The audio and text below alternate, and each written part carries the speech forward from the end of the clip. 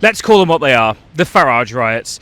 Nigel Farage spent Tuesday telling the country to feel pure cold rage. He recorded what he called an emergency address to the nation, claiming Britain suffers from anti-white prejudice and that white lives matter less than those of ethnic minorities.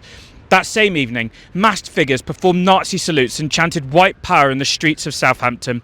Burning bins were rolled at police officers. Stones, bricks, bottles, chairs and flares were all thrown at riot police. 11 officers and a police dog were injured, with 2 broken bones. Neo-Nazi groups, including White Vanguard and the National Rebirth Party, were at the front of the violence, with the NRP's Portsmouth organiser photographed fighting with police.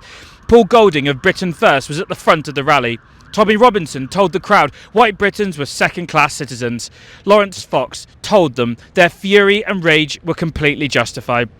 Henry Novak was murdered in December. His killer lied to police at the scene, and officers handcuffed a dying teenager on the ground while his killer walked free. The body cam footage is sickening. It shows a catastrophic failure of policing, and the officers responsible must face a full investigation. Henry's father, Mark, said this outside court on Monday. We do not want his death to be used to create further division, hatred or tension.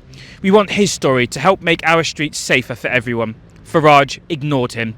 Today, with 11 officers already injured and Southampton still dealing with the aftermath, Farage stood up at Prime Minister's questions and pressed the same two-tier policing claim again.